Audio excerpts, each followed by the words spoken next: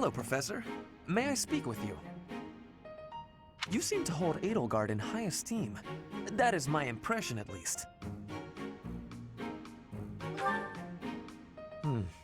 She is certainly talented. No doubt about that. But I wonder, what is your opinion of me? I am quite talented too, am I not? Be honest. Do not hold back. Pretend that I am just a regular person, not the scion of a noble house. Evenly matched? Me? With her? I was just being modest before. Honestly, I have always prided myself on being superior to Edelgard. But evidently that is not your perspective. I suppose there is only one thing to do. I must demonstrate my excellence. Nonsense! You have entirely underestimated my abilities. You think I could ignore such a slight upon my honor? Not likely. Come, Professor!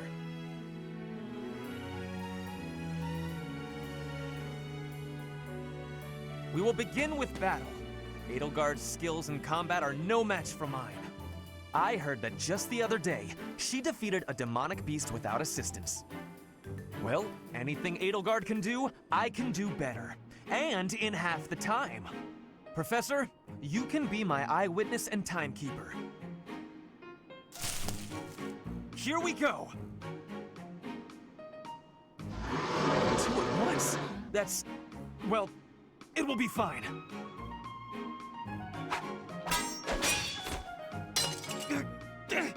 I can't do it.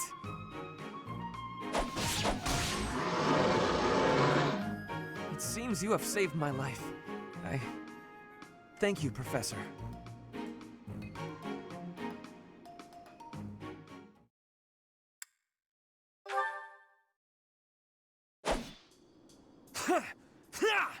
Take that!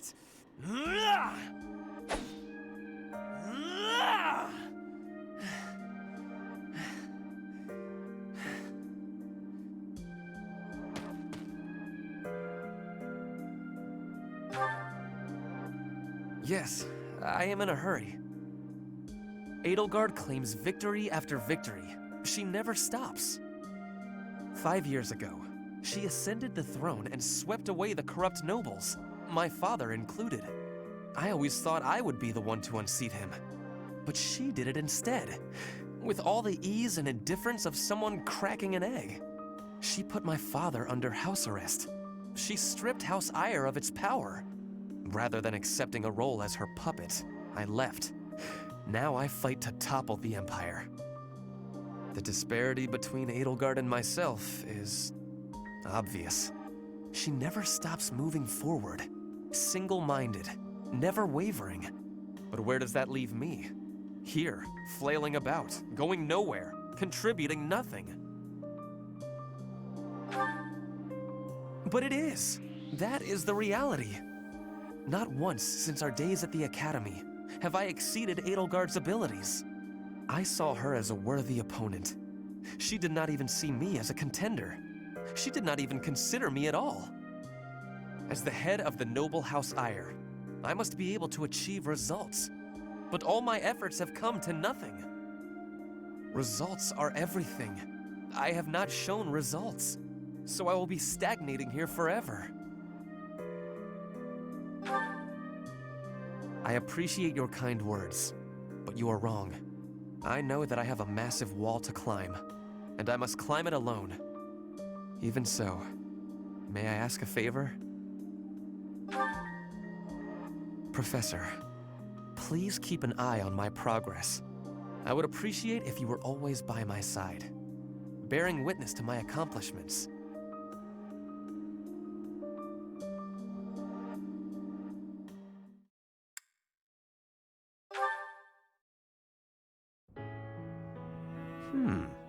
What an interesting way of looking at life. Ah, it is you. Just at the right time. Oh, is it nighttime already? I must have gotten carried away. There is something I wanted to discuss. Something about you. I am starting to believe that you are a true hero. You hold the lost crest, you wield the sword of the Creator, and you lead everyone in battle against great enemies. Not only that, but you are a strategist. You give everyone direction, so they know what needs to be done. You do not seem particularly ambitious, and yet you accomplish so much. I am not exaggerating. Everything I said is true. I have been reading about the history of Fargus, you know. The kingdom's founder, Lug, the king of lions, had 2 advisors. One of them was Pan, the undesiring strategist. According to historical records, Pan wanted nothing for himself. He devoted himself entirely to Lug. He had tremendous power, but he never seemed concerned about his legacy. So in the old chronicles, there is hardly any mention of Pan's deeds. All that we know is that he helped Lug, his friend and leader. It is not surprising that you have never heard of him. I did not even know his name until recently. But when I watch how you conduct yourself, I feel that I am seeing the unknown deeds of Pan. It is only a thought, of course, but it makes me feel rather happy. Even if it is not in the pages of a history book, a life can be full of achievement. I know that I will never prevail over Edelgard. Even if I defeat her on the battlefield, I am what I am. Like you and this undesiring strategist, I will do what I am called to do, even if no mark of me remains in the history books.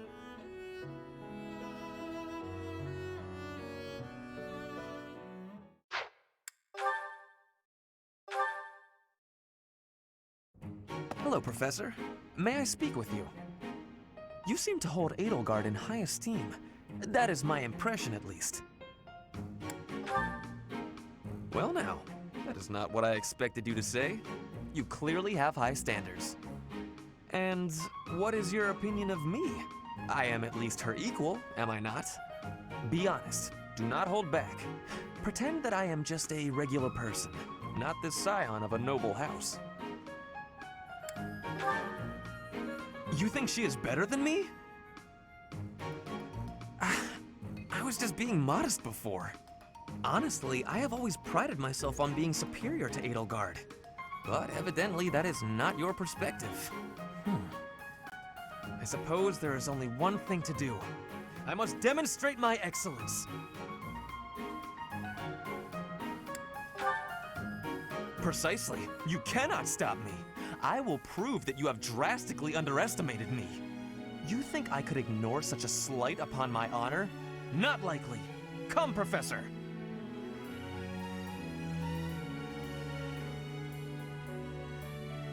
We will begin with battle. Edelgard's skills in combat are no match for mine. I heard that just the other day, she defeated a demonic beast without assistance. Well, anything Edelgard can do, I can do better. And in half the time. Professor, you can be my eyewitness and timekeeper.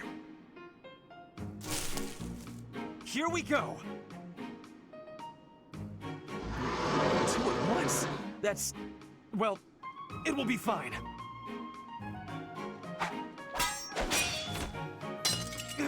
I can't do it!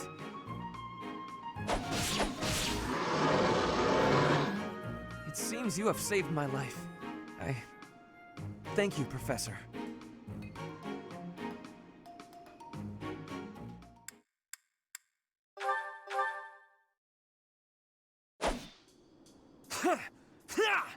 Take that!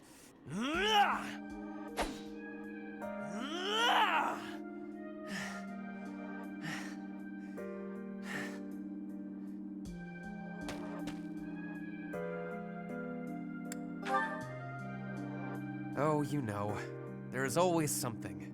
It never ends. Lately, I have been feeling uneasy, impatient. Edelgard claims victory after victory. She never stops. 5 years ago, she ascended the throne and swept away the corrupt nobles, my father included. I always thought I would be the one to unseat him. But she did it instead, with all the ease and indifference of someone cracking an egg. Now, as the head of House Eyre, I serve Edelgard.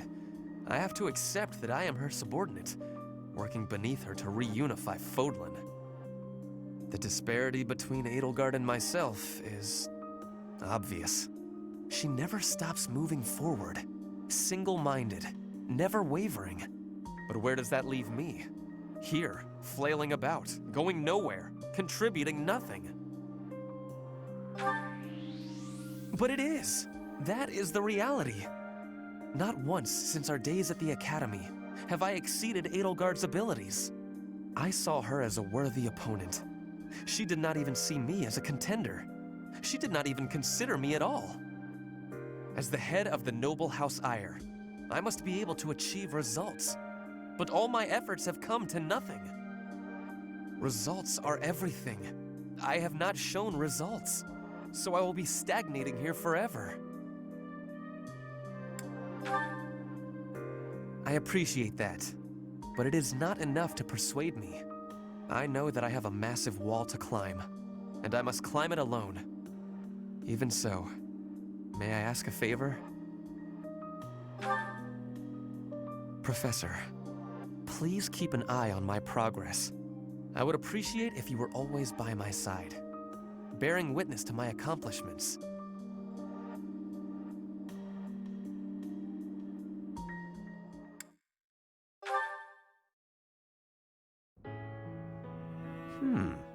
What an interesting way of looking at life. Ah, it is you. Just at the right time. There is something I wanted to discuss. Something about you. I am starting to believe that you are a true hero. You hold the lost crest, you wield the sword of the Creator, and you lead everyone in battle against great enemies. Not only that, but you are a strategist. You stand alongside rulers, supporting them, advising them. You do not seem particularly ambitious, and yet you accomplish so much. I am amazed that you can say so. I have been reading about the history of Fargus, you know. The kingdom's founder, Lug, the king of lions, had 2 advisors. One of them was Pan, the undesiring strategist. According to historical records, Pan wanted nothing for himself. He devoted himself entirely to Lug. He had tremendous power, but he never seemed concerned about his legacy. So in the old chronicles, there is hardly any mention of Pan's deeds. All that we know is that he helped Lug, his friend and leader. It is not surprising that you have never heard of him. I did not even know his name until recently. But when I watch how you conduct yourself, I feel that I am seeing the unknown deeds of Pan. It is only a thought, of course, but it makes me feel rather happy. Even if it is not in the pages of a history book, a life can be full of achievement. I know that I will never be greater than Edelgard. She will always surpass me. I am what I am. Like you and this undesiring strategist, I will do what I am called to do, even if no mark of me remains in the history books.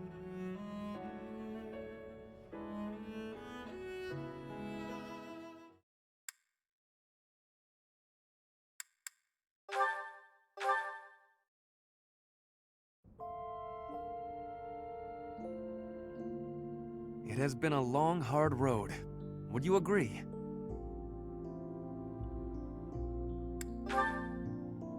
Every long road comes to an end. That is when friends who have walked together must go their separate ways. You will guide Fodlan. I will return to my position as Duke Eyre. Life will go on. It must. I once asked something of you.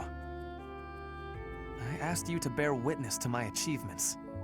But even if I achieve nothing, and there is nothing left of me after I am gone, I still want you to see me.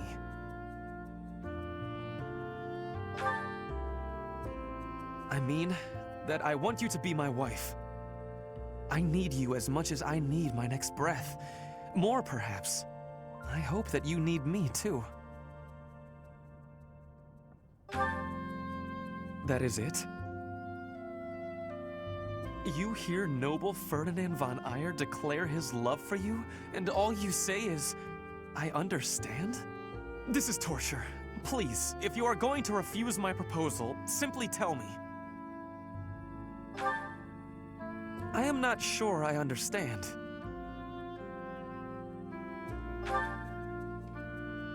You do? Does that mean... Really? Oh, my head is ringing with pure joy, like 1,000 bells. It is even greater than the joy of victory in battle. It is victory in life itself.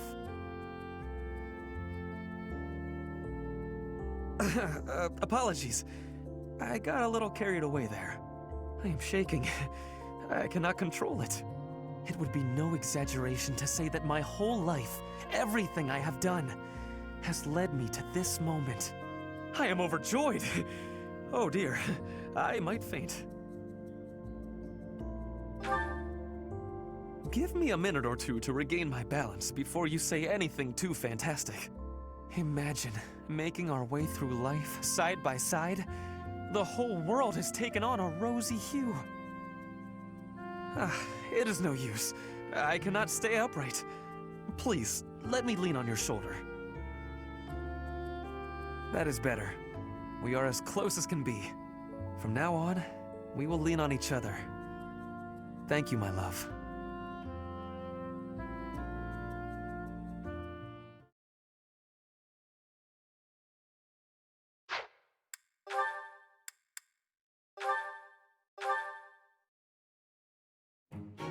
You came at just the right time, Edelgard. Is that so? Yes, I have a story for you. It's about a pair of nobles living about 100 years after the founding of the Adrestian Empire. One was Derek von Eyre. People called him the warrior prime minister. He bravely led soldiers into battle and mowed down his enemies. And the other was the emperor of the time. She wagered the throne in a duel against Derek and won. Why don't we do what our ancestors did and have a little duel ourselves? That's what you were going to say. But the answer is no. You interrupted me! The warrior prime minister used a dramatic line to propose the duel, and you did not allow me to say it! My apologies, Ferdinand. Well, at any rate, you were correct in surmising that I was about to challenge you. But you were rather blunt in your refusal. Ferdinand, control yourself.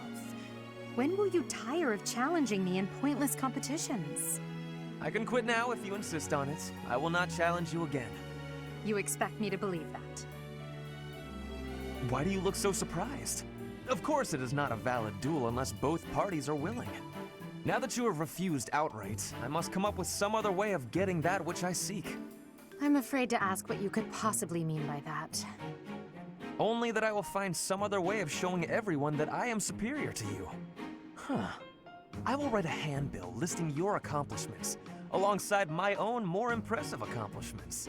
Copyists will produce thousands of these pamphlets and distribute them far and wide. Then everyone will know about my... This has to stop. Perhaps I should have ended things with a duel after all.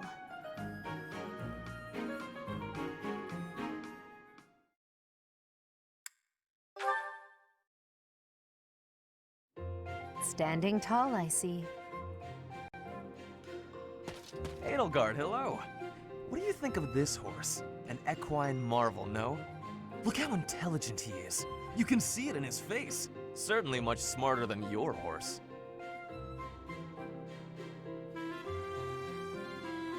Oh, what a lovely bloom. Behold, Edelgard. Do you see this blood-red bloom? This is much more impressive than the pale little sprigs you have there. And as I'm sure you know, redness symbolizes courage and strength. Ferdinand, stop. I can't believe you're wasting my time with a petty one-sided rivalry. What are you complaining about? You told me not to publish my pamphlet, and I complied. I've had enough of your foolish antics. Very well. I will grant you the duel you so desperately desire. But when I win, you must forfeit the right to bother me with your ridiculousness. Forever. Do we have a deal? Ah, so you'll fight me after all? Wonderful. To battle, then! All right, Edelgard. Have at me! As you wish. Ha!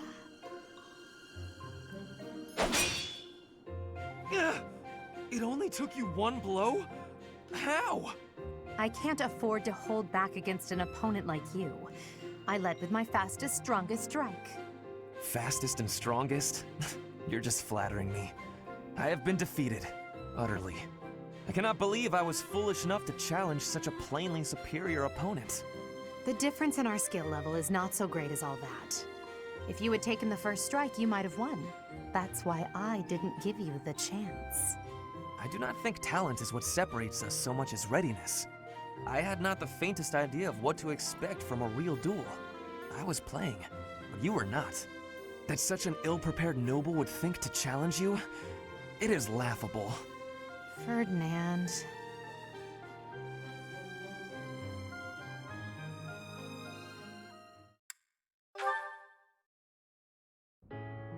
Ah, the smell, the texture, the smooth finish.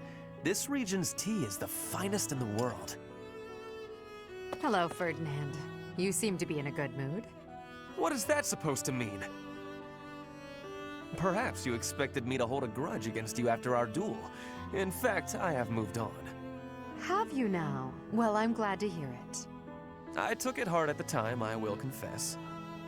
I always thought that I equaled you in skill, or even surpassed you.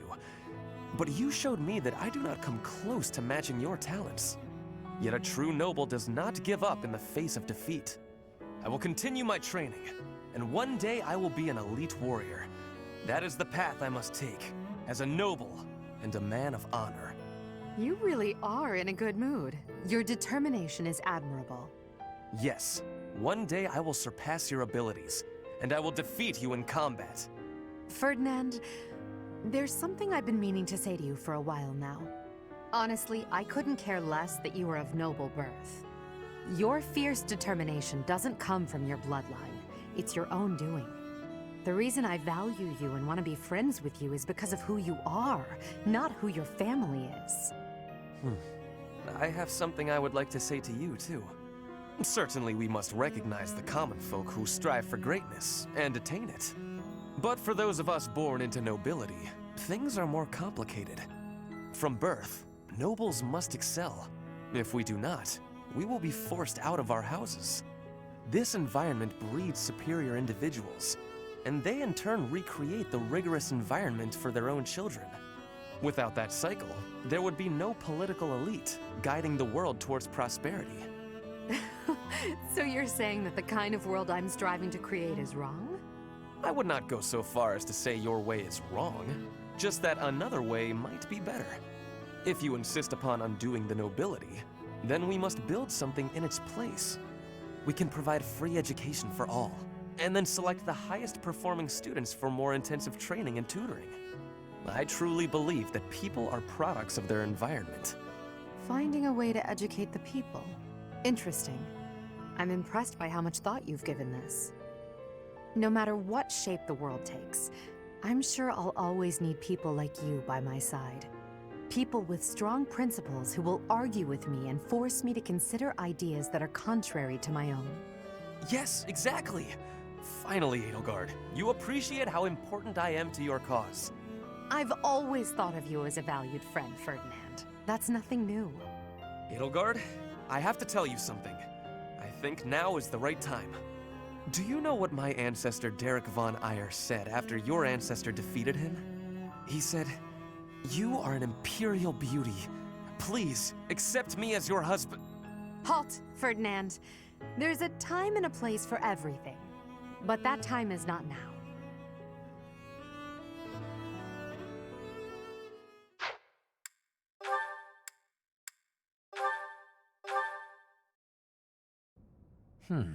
With this idea, I may be able to get the one-up on Edelgard. This again. Hubert! I wish you would not sneak up on me like that. Maybe you would be more perceptive if your mind were less burdened by sedition. Sedition? Absurd. This is an important project. Yes, I heard. A new way to prove how superior you are to Lady Edelgard. She is not your rival, Ferdinand. She is above you. A noble like you ought to know his place. Anything is better than being a noble like you. Every time you open your mouth, it's Lady Edelgard this or Lady Edelgard that. Do you ever think for yourself? You follow her around like a pet. You spend all of your time fretting over her, and yet you never truly express an opinion of your own. Before you reprimand me, take a moment to consider your own failings. Your nonsense is tiresome, so I hope this will be the last time I have to remind you. Lady Edelgard is the Imperial Princess. You are merely the Prime Minister's son. Yes, I understand that. But my duty is to guide her, to give frank advice when she is on the wrong course of action. That is what I strive to do, always. Thus my devotion to surpass Edelgard, so that if she needs guidance, I will be prepared to give it.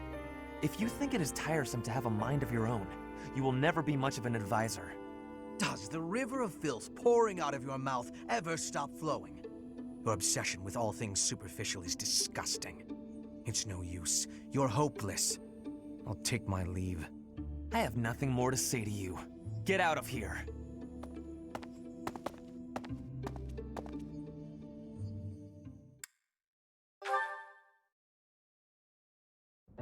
Show them this letter. Threaten them. Do what you must. Now go. Yes, sir.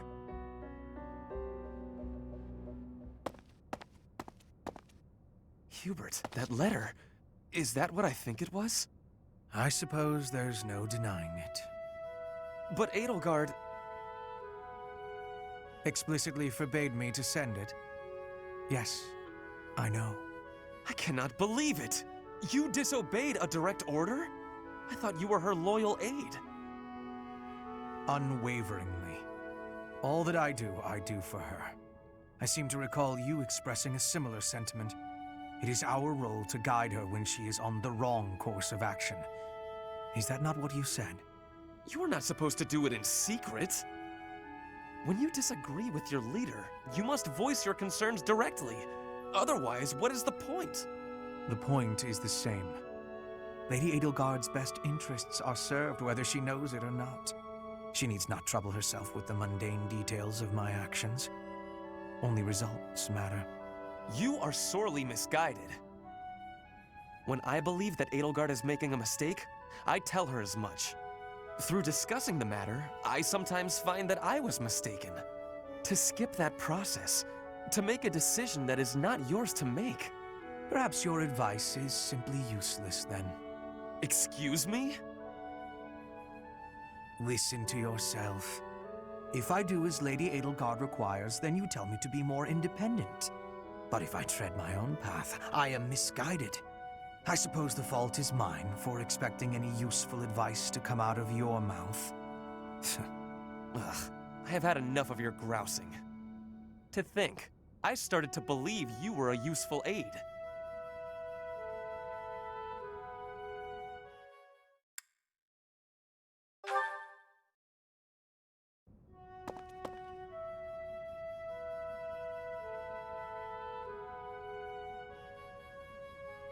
It's strange. I never thought you and I would be able to sit together and drink tea like this. Drink tea, you say? But that does not smell like tea. The aroma. Would that be coffee by any chance? Imported from Dagda, I believe. I do not care for it myself. Your knowledge is impressive. Although I should expect nothing less from a noble, I suppose. Lady Edelgard surpasses you in nearly every respect. But I think when it comes to positivity, you may actually exceed her. Excuse me? In a way, it is merely a mask for your tactlessness. But even so, your relentless optimism, well, Suffice it to say that it is your best quality. What? You are constantly striving to grow as a person, to seek new knowledge, to push new limits. When others might get distracted or abandon their path, you never yield. In that aspect, at least, I think you are unmatched. Hubert, are you all right? Do you have a cold? Or the plague? Am I hearing a deathbed confession? It was only a compliment. There's no need for such dramatic exaggeration. Dramatic, you say?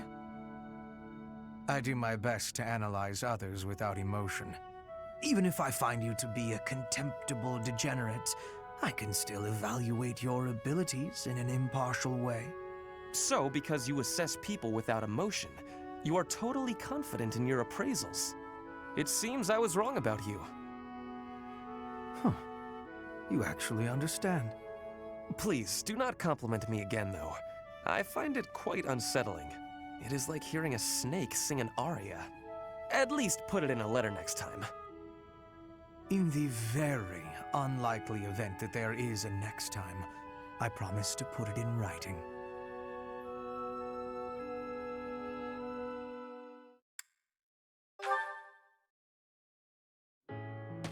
Hello, Ferdinand. Wait, that aroma. Your nose is as sharp as ever, Hubert. Yes, it is a bag of fresh coffee beans. Why did you buy coffee? You said you don't care for it. My stance has not changed. Drab, bitter, with that muddy texture. If I have even a sip, my hands start to tremble. Rather harsh. What are you doing with it then? Well, you see, but wait a moment. What is that? Is that an imported tea from the East? It is indeed. Keen eyes. Flaunting my favorite drink right in front of me. And you do not even drink tea. Fiendish. It is for Edelgard, I assume. Before I answer that, I would like to know what you are doing with the coffee. Well, Is it a gift? Perhaps for someone you fancy? A gift, yes. For you. Who is the unlucky... Did you say for me? This coffee is a gift for me. Have I heard you correctly? Yes, that is what I said. A noble does not go back on his word. Just take it. I should decline.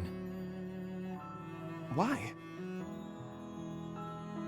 The thought of receiving a gift from you, unbidden and unreciprocated, fills me with revulsion. Therefore, accept this tea as a gift from me. From me? Are you certain? I would hate to deprive the intended recipient of such a fine tea. Well, that would be difficult to do, since I bought it with you in mind. Oh, in that case, thank you. What? You were planning to give this to me all along? That is what I said. Really?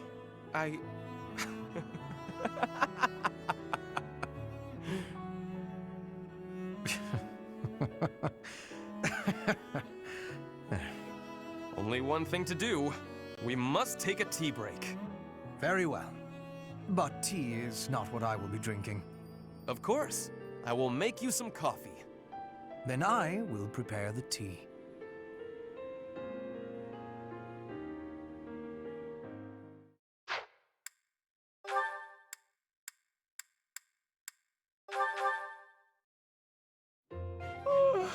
Just look at this place. It's so beautiful, I believe I should take a nap and enjoy it properly. Linhardt, lost in thought, I see. Unacceptable. Are you not aware that a noble's duty is to be ever vigilant? Rest increases alertness. Is there something I can do for you, Ferdinand? Well, I was just passing by, and I thought I could give you a little advice. You always seem to be napping. Why not spend your free time doing something productive? Easier said than done, Ferdinand. I'm afraid I suffer from a constitution that tires easily. Some training will remedy that. Let us work on that today. I will train you myself. Arise, Linhardt. The righteous path of the noble lies before you. You're always giving it your all, aren't you? Yes, I am. Is there something wrong with that? Of course not. In fact, I rather enjoy your demeanor. You go all out even when others wish you wouldn't. You work hard, inspire the admiration of others, and your dignity as a noble is beyond reproach. I consider it my mission to serve as a guide and a model for other members of the nobility. As capable as you are striking. Next to you, I am a mere infant. Oh, you are far too kind. Although I do work hard each day to achieve all of which you speak. You've mastered all the important noble skills. You drink tea, talk about how great you are, ride horses. Indeed. I went for a ride earlier today. Is that so? You'll have to tell me about it sometime when I'm not walking away. Where are you going? I must get some sleep, being the infant that I am. Farewell for now, Ferdinand, O noble among nobles. Noble among nobles? Seems a bit much. Did he say get some sleep? Hey, wait!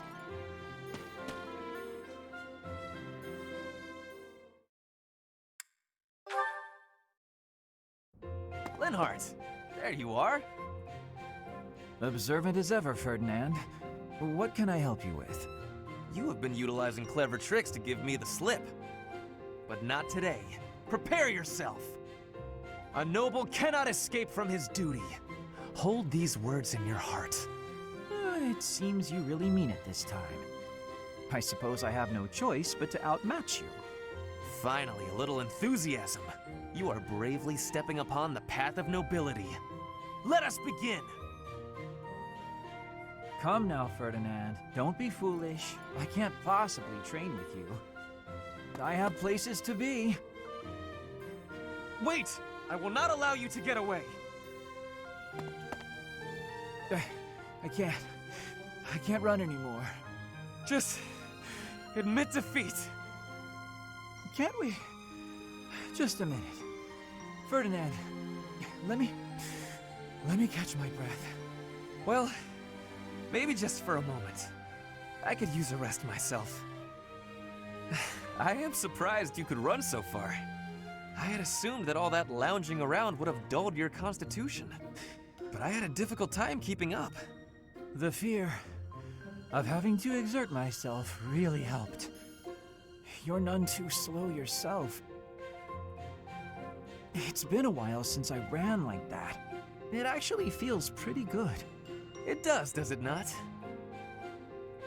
Well, how about we say that thrilling chase was your training for the day? If you will excuse me, I am going to run even more, so I can catch you next time.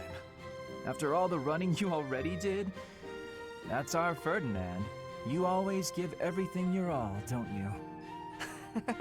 And what is wrong with that? Nothing whatsoever, Ferdinand. I mean that.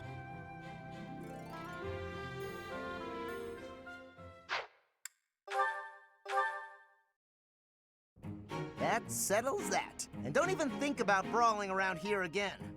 Impressive, Caspar. Well done. Hey, Ferdinand, did you see that fight? I saw it from start to finish. Both parties were at fault, disturbing the peace. Then you stepped in and corrected their behavior. You are setting a good example. I am proud to call you my fellow noble. Your fellow noble?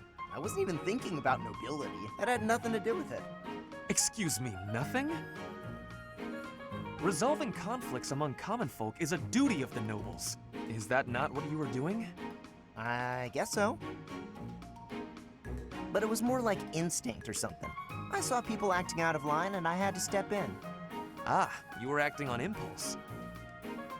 You might be better served following moral convictions rather than instincts. Take me, for example. I always bear in mind that I am a noble and behave accordingly. The fortunate must help the unfortunate. That is my guiding principle.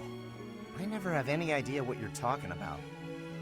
If someone's in trouble, you gotta help them out. Simple as that. A difference of opinion, you might say. Very well then. Believe what you will. I will not expend energy trying to change your mind. Maybe all of this noble stuff just isn't for me. Hey, don't walk away when I'm talking to you.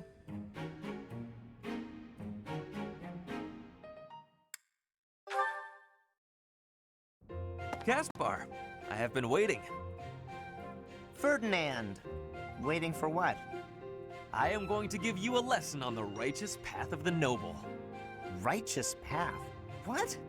You have a problem with my path now? You think you're more righteous than me? That remains to be seen. I heard you stopped a robbery in town the other day. Some despicable thief who was robbing an elderly shopkeeper. Rumor has it you didn't wreak as much havoc as usual. Hey now, I think you're underestimating me here.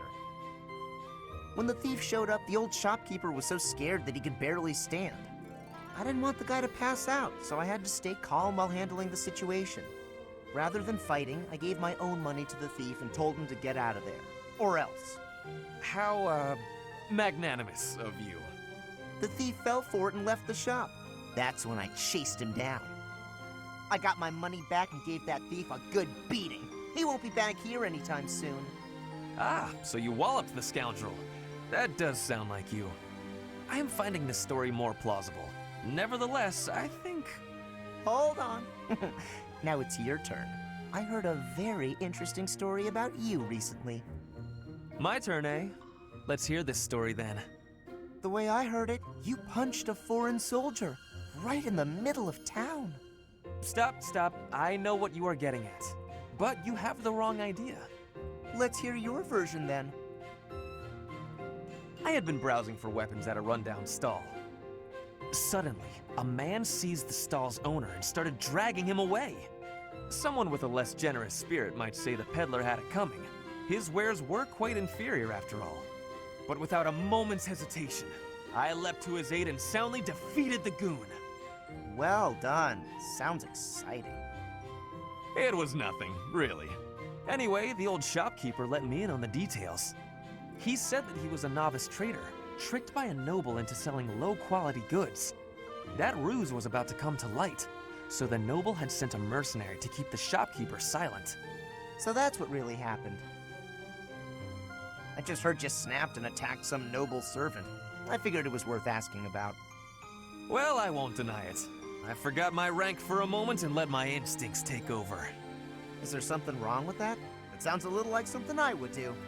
And your, gentle approach to handling that robbery. That sounds like something I might do. You were not overcome by your impulses. You kept a cool head, for the most part. I think we're starting to rub off on each other. Always looking for a way to defend justice and to lift each other up. Partners in justice, eh? Well now, that I can agree to.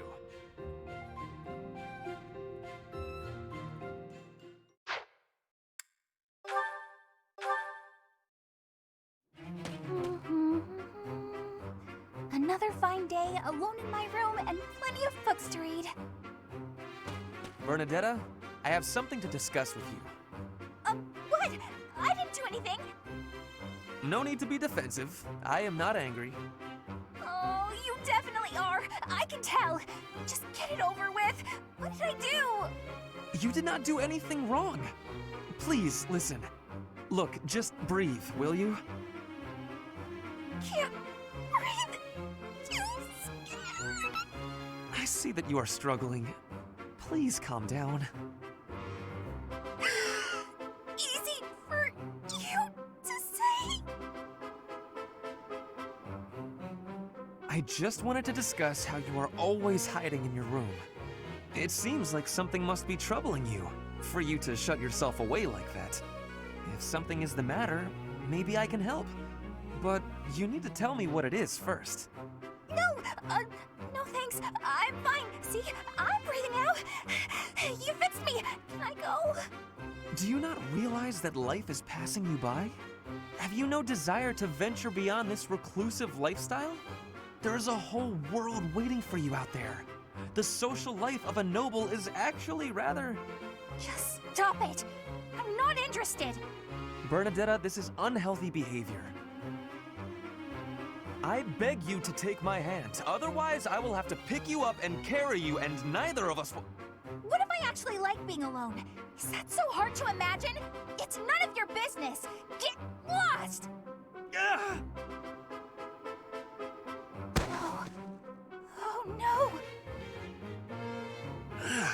Ouch! I sprained my wrist. Oh, no, no, no, no. Now you've done it, Bernie. Now you're his eternal rival. I do not wish to hurt you. Actually, No! I'm done for! You'll be the death of me for sure! maybe I should just come back later.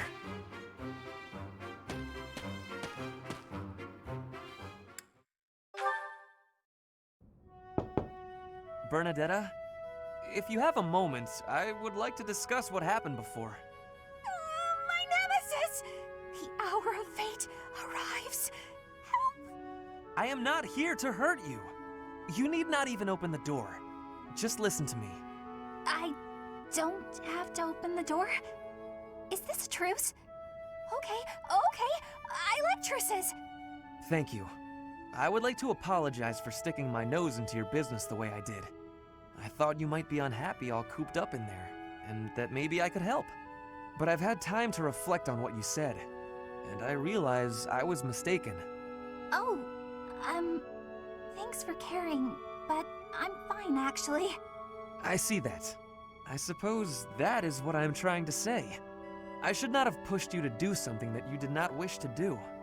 And for me to frighten you like that? That was unbecoming conduct for a noble. Maybe a little bit. Frankly, I am embarrassed by my behavior. I disgraced myself. As for my injury, you need not feel guilty or afraid. The sprain was a result of my own thoughtlessness, not anything you did. I have always strived to be a good person, but I suppose all that striving was for nothing. I have failed in my duty as a noble. Ferdinand? Yes, Bernadetta? I don't really know much about this sort of thing, but you shouldn't say things like that about yourself. It wasn't all your fault, you know. I'm to blame too. I hurt you, and I'm sorry. Really, it is fine. It healed quickly. And it wasn't for nothing either. I am not so sure. I do like my time alone. Actually, it's more of a need. But you're right. I also need to venture out every once in a while. Maybe if I work as hard as you do, I can try it a little more. Yes, keep working at it. You are already much more outgoing than you used to be. When I mess up, or even when it's just a bad day, it's hard for me to step outside. I'm too scared. But the next day, I try again, because I know that one mistake doesn't ruin everything. So you're still... I mean, just because you... That doesn't mean... I don't know how to put it, but that's how it is. So, the end. What a graceful end to the conversation. Hey! Come on, that was serious! At least I got you to laugh.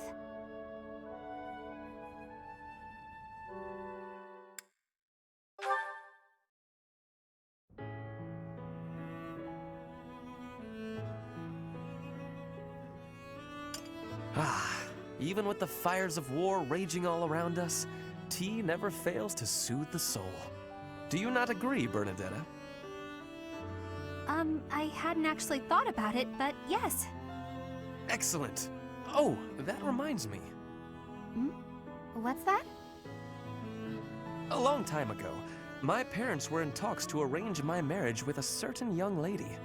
She never set foot outside of her room, and she made little dolls to curse her perceived enemies. Such were the rumors.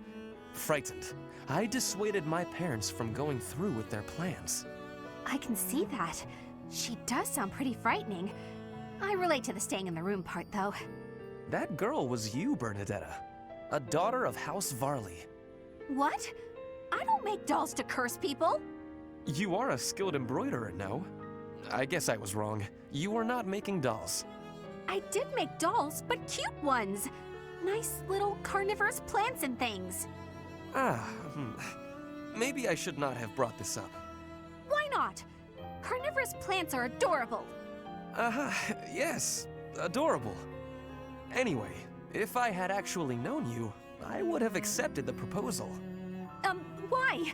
Did you have some scheme in mind? No, I just mean, now that I have gotten to know you, I would have been happy to... So, you're saying you'd... with me? It's getting kinda hot in here, isn't it? Maybe it's the tea. Why are you getting so worked up? That was all a long time ago now. A long time ago? Yes. Now we are soldiers fighting together in the same great conflict, right? And my parents are gone. So any agreements they might have cooked up would be completely invalid. I guess so. Just think, if we had been married, we would not have been able to build such a deep friendship. That's true. Yeah, we never would have gotten this close. I would have given up on the relationship my parents chose for me and shut myself away even more. So all in all, I am glad I refused to marry that doll-cursing princess. Hey! I said I never made curse dolls! Sorry. I am just glad to have met you at the monastery. I had better take my leave. We should have tea together again sometime soon. Yeah, see you. I'm glad we met here too.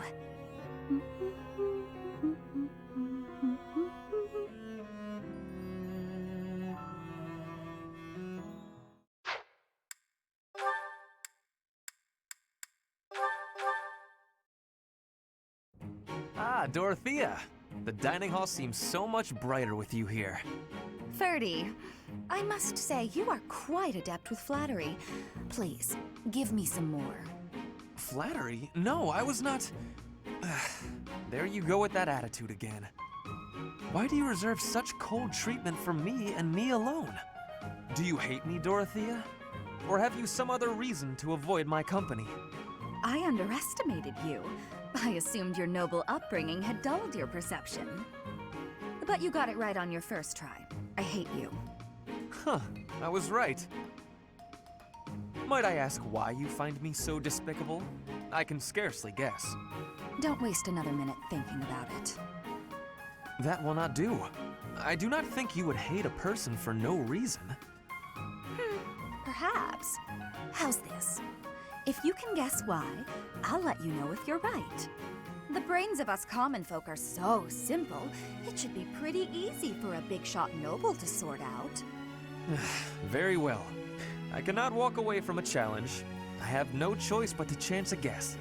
You are always making fun, calling me a big shot and so forth. Perhaps you think all nobles are... No, it cannot be that simple. Oh? What can't be that simple? Please, will you not give me a clue? Well, let me see. A good clue? I know. It's because you're like a bee. That ought to be enough of a clue. So long, Ferdy. A bee? I haven't the slightest. Perhaps because I am such a diligent worker?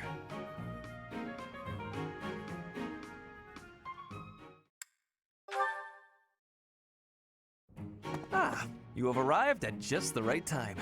Care for one of these handmade treats? My goodness, Ferdy. When did you become such a talented confectioner?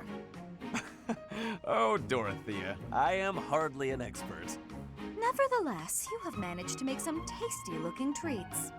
Well, it is the first time I have tried my hand at it. Honestly, there were several unsuccessful attempts preceding this batch. I made these pastries to solve that riddle you gave me, the reason you despise me. Oh? You said I was like a bee. The bee is a dutiful worker, just as I am. But the bee inherits a capacious home, with a wealth of honey. Similarly, I inherited my fortune. I did not receive it as a reward for my labor. I surmised that perhaps you'd feel differently about me if I earned something all on my own. That was my plan, to emulate your transformation from desperate pauper to successful songstress. All on your own? Did you renounce your nobility? Give away your riches? No, I made these. I obtained all the ingredients on my own, without anyone's help. You mean, you got the sugar and the flour? Yes. To earn the flour, I worked in the fields. To earn the sugar, I carried a merchant's wares. Who did the cooking? You? Naturally. I took on some extra chores in exchange for use of the kitchen at night. I have to admit, that's impressive. Hey, it looks like you had a bit of an accident. Is your hand okay? I burned myself a little while I was baking. Nothing to worry about. Nonsense. That burn will scar you now. Come on, let's get you to the infirmary. Wait, Dorothea! You have yet to try my treats. You should be fine now, Ferdy. Big shot nobles have to treat their bodies with care just like the rest of us. There you go again. Noble this, noble that. Though you did say it with less disdain than usual. Nothing gets past you. As it were, I may have reconsidered you a little. You have reconsidered me? Finally! Just as I had hoped, we are becoming friends. Now then, I propose that we... I only said I reconsidered a little. And you still haven't figured out why I said you're like a bee. Which is funny, because you look like a bee right now. Bye! So, I am still a bee. A completely mystified bee.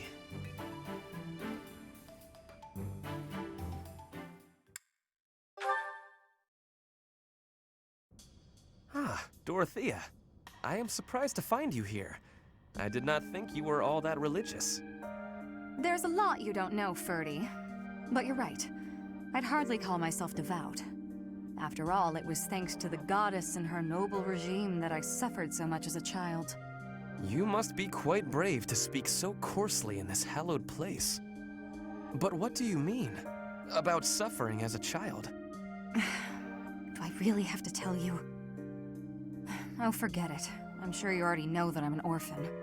I grew up in the alleys of Enbar, begging for coins, eating scraps, drinking from drains. I see. I remember seeing street children around the city. I could have died.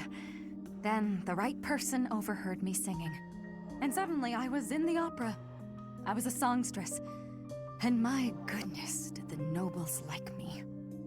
The people who used to spit on me and call me an urchin, they praised my voice and my beauty. A nobleman who once kicked me gave me the most gorgeous shoes. I almost asked if it was a joke. So that is why you despise the nobility. But why do you think I am the same as them? Do you really believe that is the kind of man I am? You think I would ever treat people differently based on appearances? There is nothing noble about that. Oh, really? You're something different? That's not how I remember things. It was the very day that I was discovered. I was in high spirits. Nothing was wrong in the world. I secretly bathed in one of the town's fountains, hoping to wash off some of the dirt from the streets. I sang the same song the opera composer overheard earlier that day. And that's when you appeared. Me? No, it could not have been. Don't play dumb. You glared at me, the same look I'd gotten from every other noble, then you ran off. When we met at the academy, you were a different person. All smiles and friendly words. You were like a bee, Ferdinand. A bee attracted to a flower in full bloom. So it was you then, singing that song. Dorothea, please listen. This is a misunderstanding. When I saw you, I could not take my eyes off you. I was hypnotized. Your beautiful voice, your elegant face, droplets of water on your skin that glittered in the sun. I thought you were a water nymph. Stop it, don't lie to me. No, it is true. I was only a child.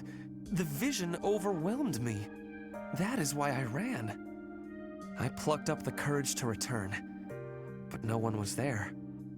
I thought perhaps it was a dream. Maybe I can believe you. I've wanted to, ever since the day you made me those treats.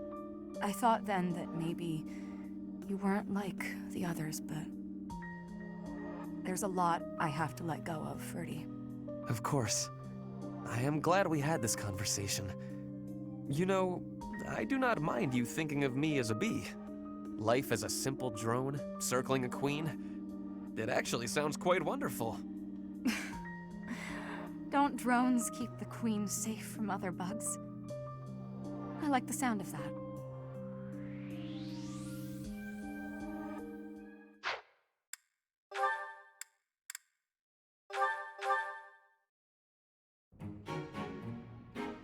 Ferdinand? Our professor is wanting to see you. He has much concentration right now. I will wait for him to be finished reading.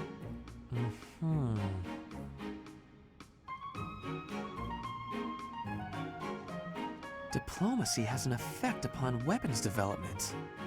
Yes, that makes sense. Oh, Petra!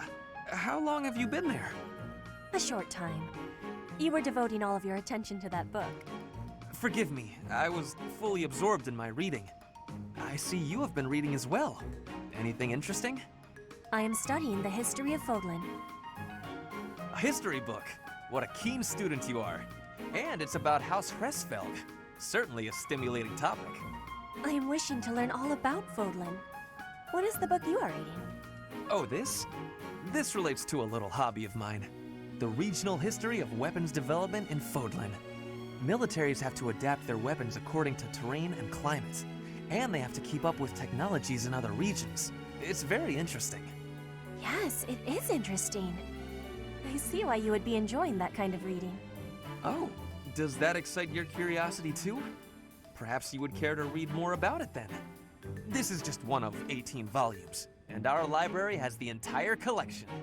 I give you my gratitude. Research of weapons could be a good reference for me. Oh, please take my apologies. I was meaning to tell you that our professor is wanting to see you. Oh, it is not like you to forget something. I suppose I ought to be going then.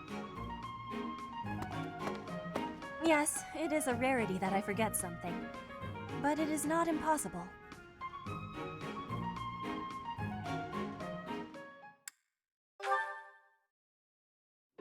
Taking care of some weapon maintenance, Petra? You seem completely absorbed. Yes, taking care of the weapons has great importance. I cannot argue with that. That weapon there, is it from Bridget? No, it is a weapon of Dagda. But the people of Bridget used them often. Fascinating. I have read about the weapons of Dagda, but this is my first time seeing one in person.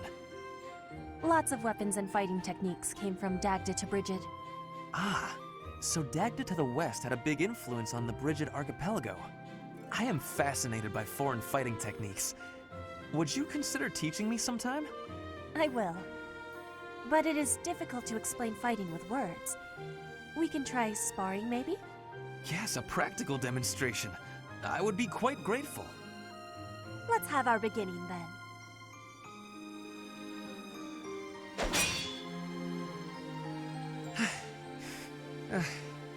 Perhaps we should stop there. Oh? Do you think you have understanding of the fighting techniques from Dagda? Yes, now that I have experienced it firsthand. I used to look down on foreign fighting styles, but I was clearly remiss. The footwork, the nimble way you shift your weight is extraordinary. I will have to remember those moves for the next time I am in battle. Clearly, you have honed your skills through practice. Your fist felt as sharp as a spear. Bridget is stuck in between Dagda and Fodlan. It is of much importance to hone our fighting techniques. I am of the royal family, but I am a warrior before that. I must fight to live and to protect my home. When the alliances of Bridget and Dagda encroached on the Empire, they were always driven back. But perhaps the Empire's victory was due to geographic advantage or divine intervention, rather than military superiority. Having met you, that is what I think. I cannot help but feel a little disgraced. I held foreign fighting styles in such low regard without ever seeing them for myself. When I came to Fodlan, I felt disgraced for many things that I learned. But there is no disgrace in losing ignorance. We need to be learning and growing with each other, always. Yes, by working together we can make progress. And both sides need to look ahead to the future.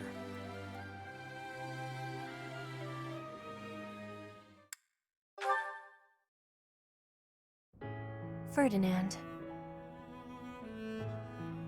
Huh? Ah, Petra. Is there something I can help you with? No, I am not needing help. I was just thinking that you look... lonely. Lonely? In wartime? Hardly. I am too busy trying to survive to feel lonely. But once we have survived, what will you do with yourself, Petra? Return to your home?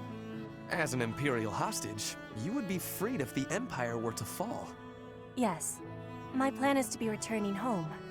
But if Bridget and Fodlan can be friendly, I will be able to have visits whenever I choose. Maybe it is even possible for me to be living in Fodlan. Live in Fodlan? Do you not want to go back to your homeland? I do have the hope of returning one day. But Fodlan is also like a homeland to me now. I came to Fodlan 9 years ago. I have been living half of my life here. My family is living in Bridget, but in Fodlan, I have new family and new friends. New family? I am glad to hear you feel that way about us, Petra. In that case, we will have to make sure that none of us die. We do not want to lose anyone in the family. Yes, we will be winning, and you will not be dying. Ha! Do not worry. I do not intend to die. I have some things to do when the war is over. Things? Yes, you and I can be the link between Fodlan and Bridget. Oh. Okay, I have to confess, I fibbed a little. About not being lonely. When this war ends, I will be quite lonely indeed. If you go back to Bridget. Is that a truth? I have just made a decision. I will work as an ambassador, improving relations between our people. Whether you are in Bridget or Fodlan, I will be there too. Then both places can move forward together in eternal friendship.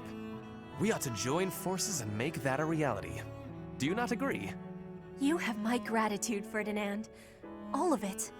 I have loneliness just like you. But your words gave me great happiness. Please do what you are saying, and be a bridge for Fodlan and Bridget. You can count on me.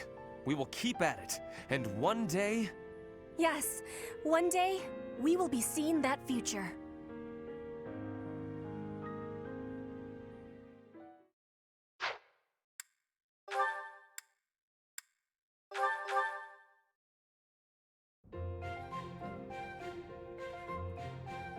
Oh, Mercedes. This is unexpected.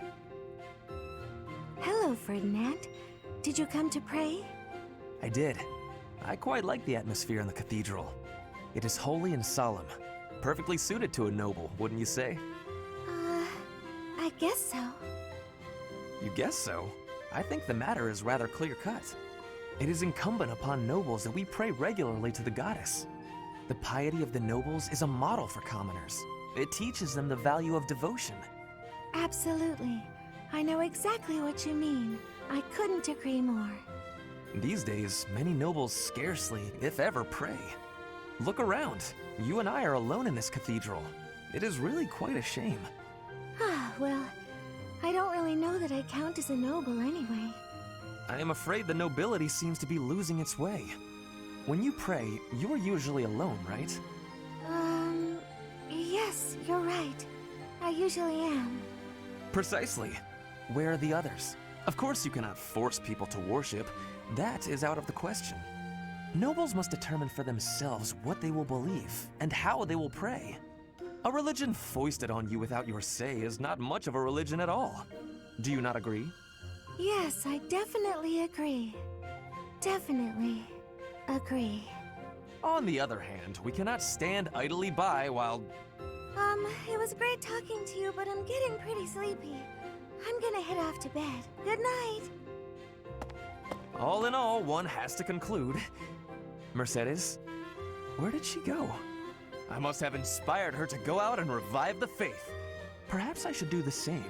I cannot let her show me up.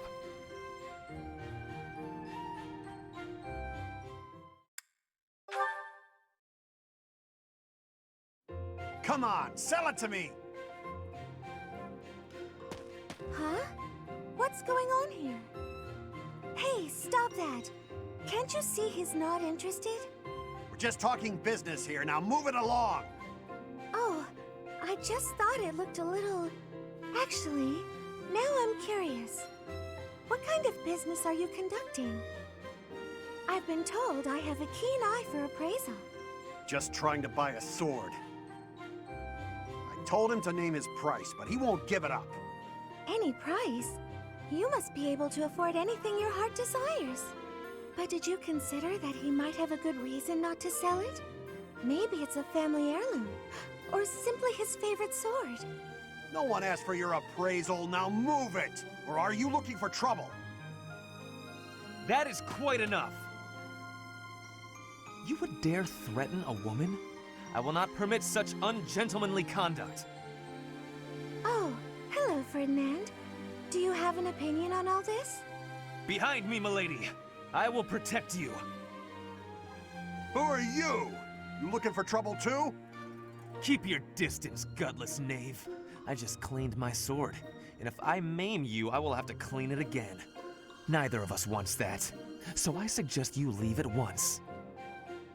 Ah, forget it. You're not worth my time. Ah, thank you so much. You saved me there. Well, that is taken care of. Are you hurt, Mercedes? Hurt? No, I'm fine. We were only talking. Ah, I am glad. I do not abide uncouth behavior. Stopping it is my duty as a noble.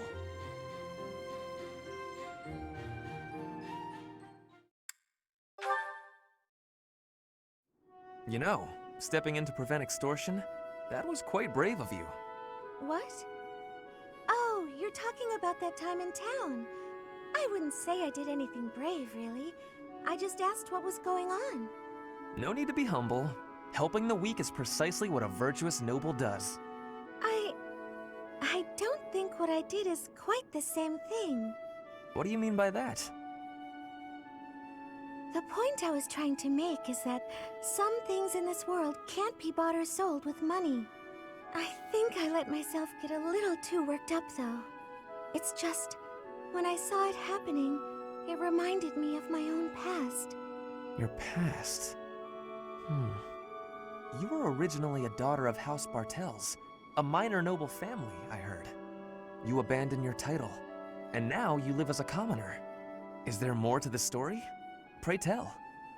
Life was becoming difficult for us, so my mother and I fled from House Bartels. We found refuge in a small church in Fargus and lived there for a few years. A man appeared one day and said that he wanted to adopt me. It was obvious that he only cared about my bloodline and crest. The priest refused to let me go, but the man used his money to overwhelm the church. In the end, I had no choice but to leave with him. That soldier we saw? I guess he just reminded me of my adoptive father. The man who exploited you so that he could join the nobility. Yes, I understand. But I must confess, that part of the story confuses me. There is nothing to gain from having a noble title. What's so funny?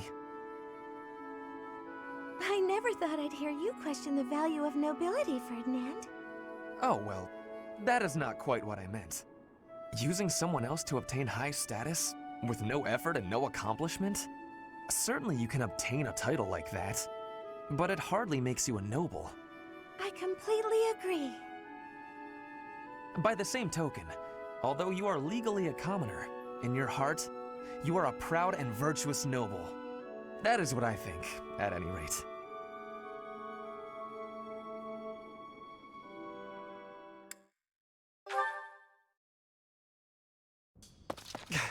Mercedes! Finally! There you are. Ah, Ferdinand!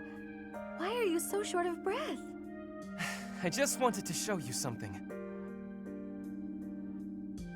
What's this? Oh. Yes, these are financial records that I recovered from your adoptive father. They prove that when he adopted you, large sums of money changed hands. Where did you come across these? I stealthily made my way into Ferdinand and looked around his estate. It was easy. That kind of thing is no trouble for an intrepid young noble such as myself. That's amazing! I mean, amazingly irresponsible. I can't believe you put yourself at risk for my benefit. I really wish you wouldn't do such things. No, I did it for my benefit. I could not help myself. With these documents, we can show everyone what a scoundrel your adoptive father really is. His noble aspirations will be crushed. The lord of the region will probably rescind his adoption contract. In other words, you will be free. Here, take them. Do with them what you will. Do you really believe these will set me free? Yes, of course. You will be free to decide your own path in life and go wherever your heart leads you. That does sound nice, but... I'm sorry, Ferdinand, but I think you should hold on to the documents. Why? Is this not what you want? I've lived so much of my life following everyone else's lead, so much so that I've come to terms with it. It's almost unavoidable at this point. But with these, I could regain my freedom and change all that. You baffle me. Do you not wish to be free? Of course I do. Let me try that again in a way you might understand. Ahem. A true noble cuts their own path, seizing freedom from the clutches of tyranny. I cannot argue with that. Fine then. I will hold on to the documents. But I'm really very happy that you're so concerned with my well-being, Ferdinand. It means so much to me that you went through all that trouble on my behalf. Of course, Mercedes. The smile on your face is well worth the effort.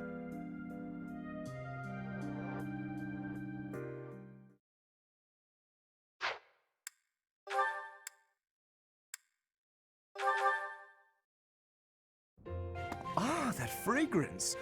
Could it be? Ferdinand, I cannot help but notice the exquisite tea you're drinking. Not many can appreciate it, let alone recognize it. I'm impressed. Perhaps you would be so good as to indulge me with a cup? By all means. Allow me to pour.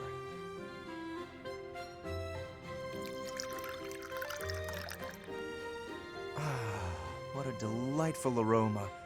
When I close my eyes, I feel as though I've wandered into a rose garden. Such a precise, poetic description. But please, drink up. No need to stand on ceremony. How gracious of you. Very well. Flavor, fragrance, and hue, all in fine harmony. This is a most superior brew. And in a market saturated by pale imitation, no less. You did well to acquire such fine fare. You are clearly quite passionate about tea. And more than just passionate. You know what it takes to brew a fine cup. To say nothing of your flawless etiquette and sterling attentiveness. Certainly. Proper etiquette at tea time is one of the surest hallmarks of quality breeding. And the extent of one's attentiveness is quite often indicative of the depth of one's character. The ability of a person of fine stock to exhibit a rich quality of character is precisely what determines whether one is worthy to be called noble. And all of that can be seen in how one handles such a simple thing as a cup of tea. Ah, marvelously put, Lorenz. I can tell you have given much thought to this subject. And if I may, I have always considered you to be the very model of noble comportment. Oh, likewise, this has certainly been an extraordinarily meaningful cup of tea. I wholeheartedly concur. Before we part ways, I would like to offer you some of these leaves. Truly? Well, I'm flattered, but I cannot simply accept them without offering something in exchange. You simply must allow me to host you in turn, by way of recompense. We shall drink from House Gloucester's finest teacups and enjoy the loveliest of its cakes. That sounds exquisite. I look forward to it.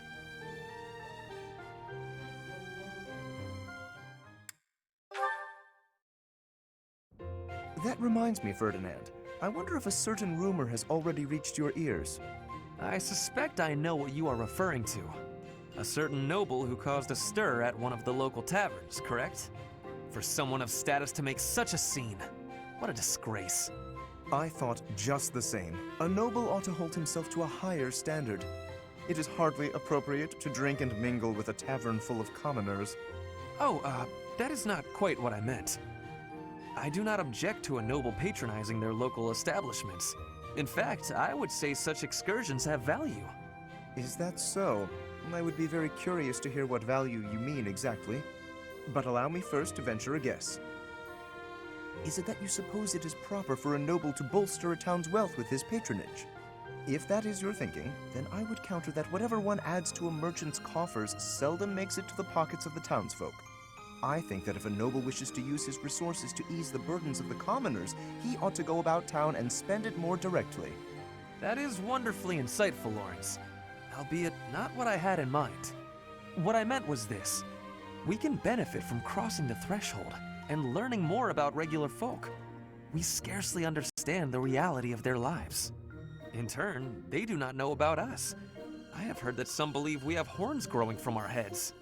It is an embarrassing and potentially perilous state of affairs. You are quite right. In fact, that reminds me of something a boy once said to me when I visited a village on my family's territory. He actually asked me if I had a tail. Hilarious. We all need a laugh now and then. As a man of status, I feel it is my calling to right the world's wrongs, but there's only so much I can do alone. Working in tandem, though, you and I could make tremendous accomplishments. My sentiments exactly. Together we could achieve a great deal. Though the circumstances of birth may have placed one of us in the Empire and the other in the Alliance, we can still study and fight together. Yes, precisely. Together, there is nothing that we cannot accomplish. By the way, Lorenz, do you have a tail?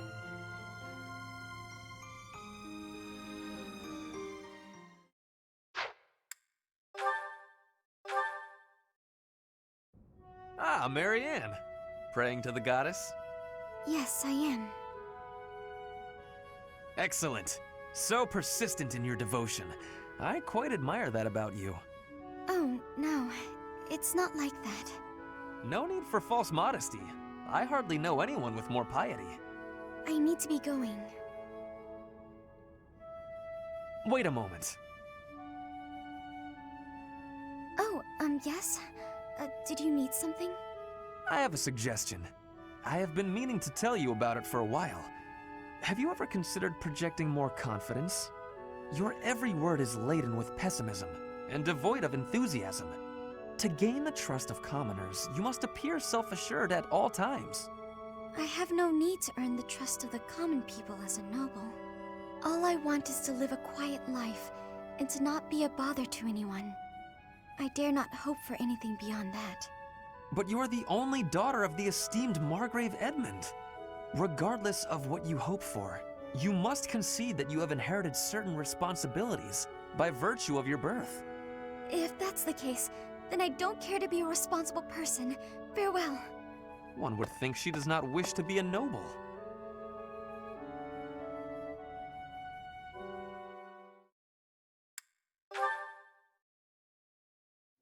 Are you enjoying this lovely day, Dorothea?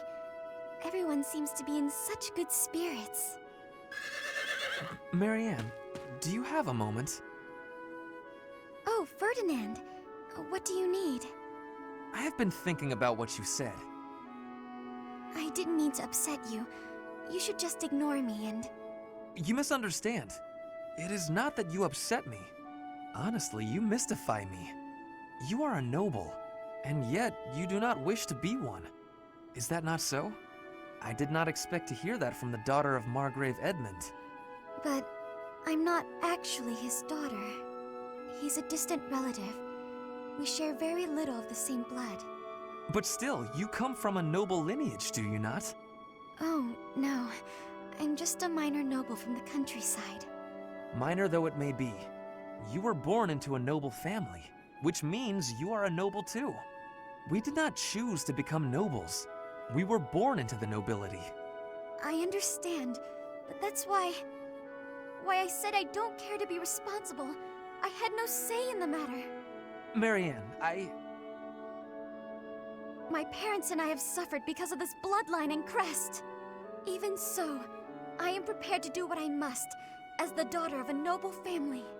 But to be told that's still not enough, I just... I I see. I will not pretend to understand, but you should try to calm down a bit.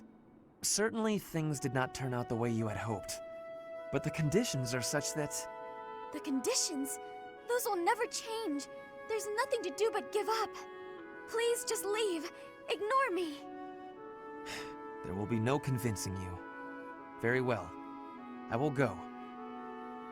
Oh, Goddess. Why did you curse me with such suffering?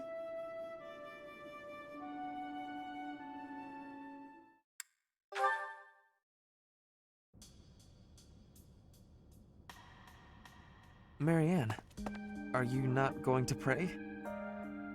I finished. What is it? I just wanted to apologize.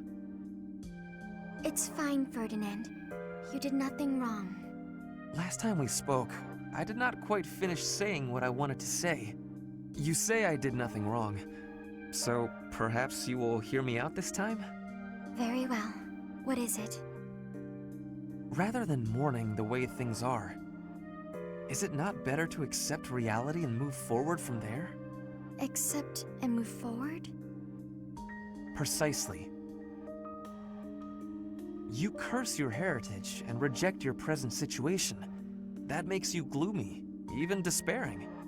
As long as you are held back by that way of thinking, nothing is ever going to change. What about you? Do you really believe that you accept whatever comes in life? I do. Come what may, I will never falter. How? Well, each person is born with a purpose.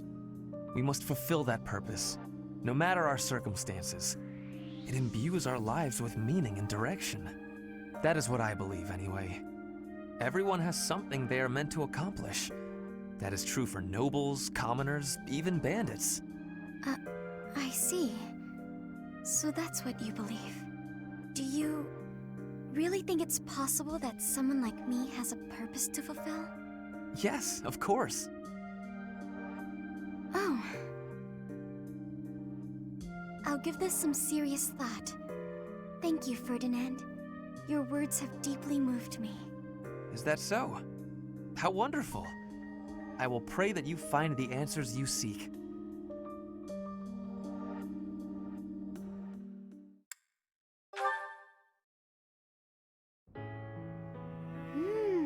Delicious.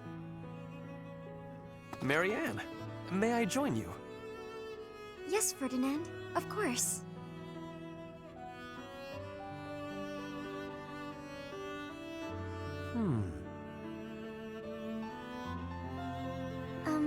Is something wrong?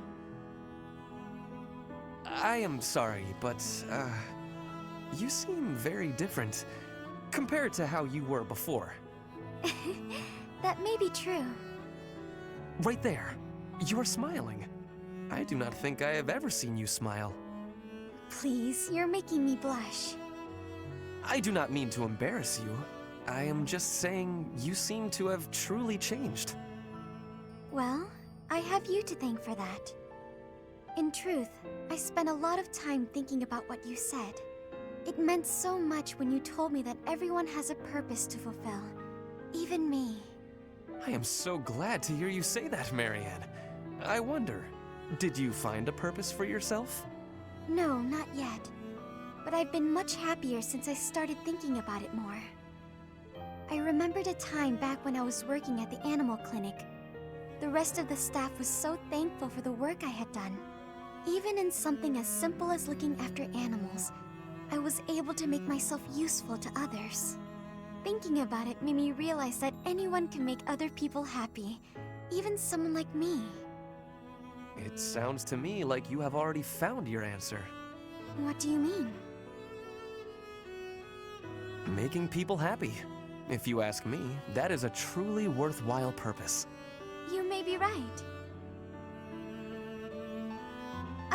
I just remembered. I wanted to ask about your food. Yes? What about it? Today was my turn to prepare the meal. How is it? Oh, it is delicious. The flavor and the texture are superb, so you are certainly making me happy. I'm glad you like it. I hope you will learn to like yourself. For what it is worth, I like you. Oh? Maybe, if you have the time, you can cook something for me again? For me alone, I mean. Of course. It would be my pleasure.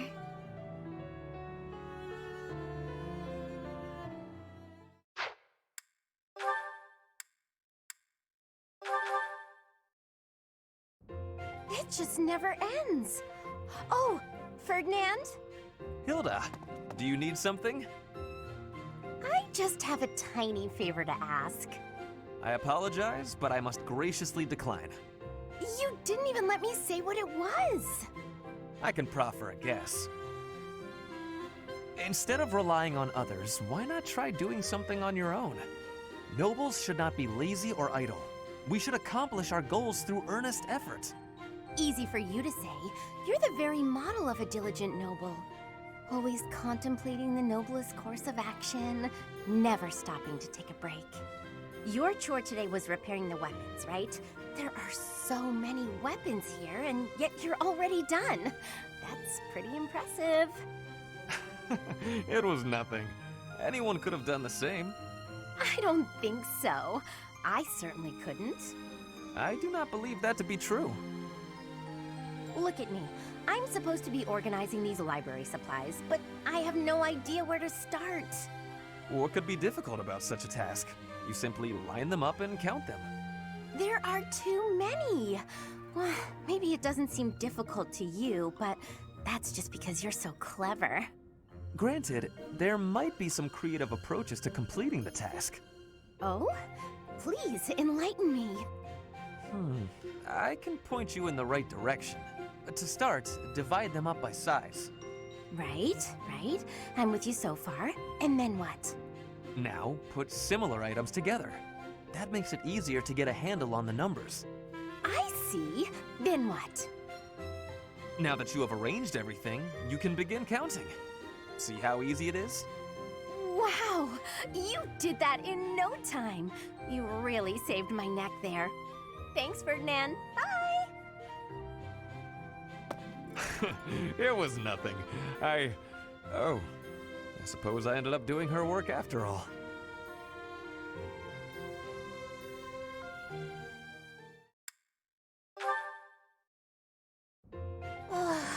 Wow, I am thirsty. I could really go for something to drink. Hilda, there you are. Hey, Ferdinand.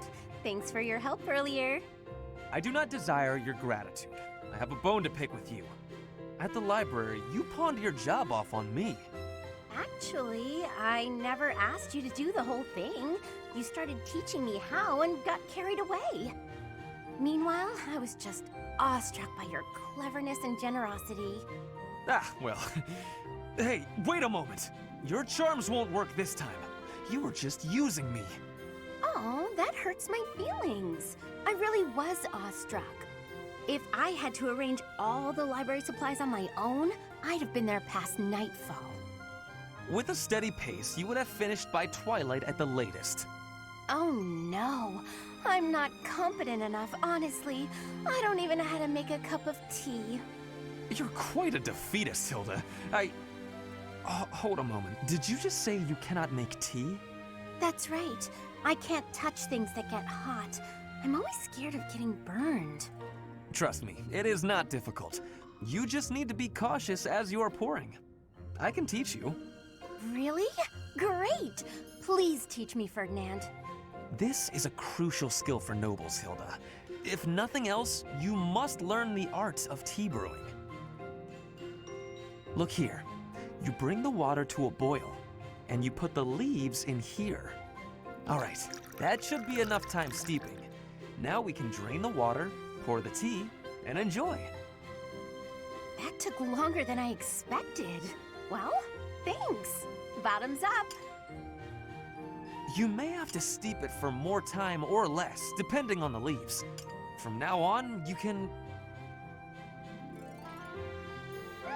That really hit the spot. Thanks. I'm a slow learner, so I hope you'll teach me again sometime. She fooled me again! That was the last time. I swear it!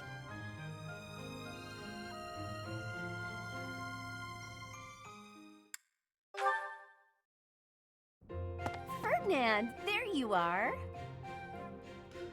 Stay back, Hilda. I will no longer entertain your clever little requests. Your wiles will not work this time. You shouldn't yell at a noble maiden. It's a no-no, etiquette-wise. By way of an apology, you may brew me some tea. I am sorry to have offended you, but delightful as it sounds, I will not be brewing any tea at present. Besides, I taught you how to do it before. You should be able to do it on your own, so why don't you? You did show me how to do it, but I can't do it as well as you. And why not? You selected just the right leaves, and you boiled them just right. You even considered the room temperature and humidity. Then you set out just the right pot along with just the right cups. You immediately picked out a design that you knew I would like. When you poured, the temperature, the timing, and the technique were all impeccable. You seem to know an awful lot about tea for someone who cannot even pour it. Oh, no, not really. Maybe I picked up a couple things from watching you. Even the sound of the liquid pouring into the cups was like music. Taken as a whole, it was an almost spiritual experience. A symphony for the senses. I was just making tea in the traditional fashion. Oh, I'm so flustered I'm not getting my point across. I'm trying to say that your tea is like love. You're devoted to bringing happiness to those who drink it. I could taste that from the first drop. Well, when serving another, one must put in a little bit of love. But I must say, you surprise me. Not many are so attentive to the finer points of tea. I made quite the impression on you. Perhaps I ought to pour you another cup. Really? Oh, thank you, Ferdinand. I shall find us a suitable brew. Wait here a moment. Oh, Ferdinand. So simple, and yet so kind.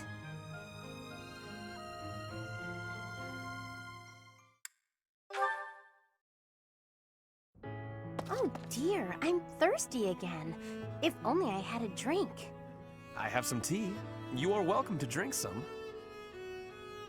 Oh dear, I forgot to get my... I found it. Here it is.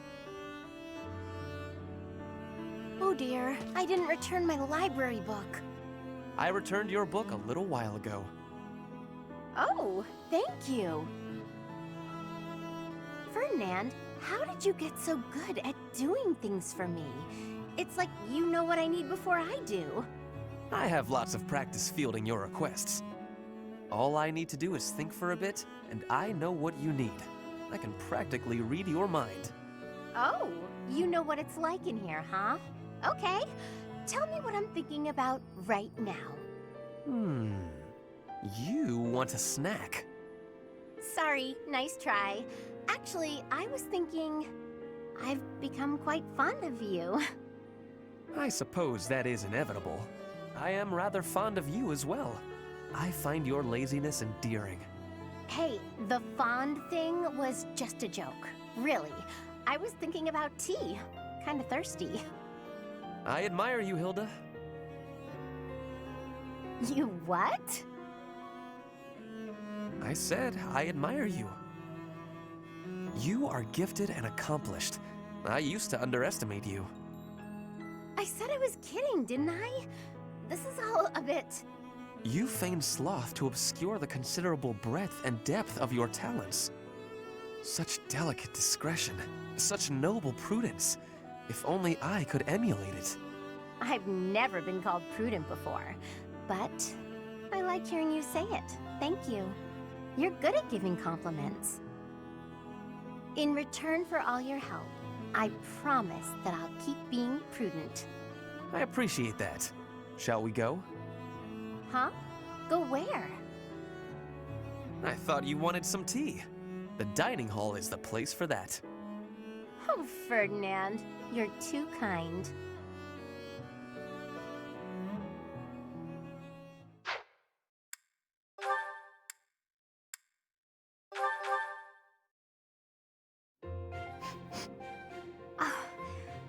is that lovely smell?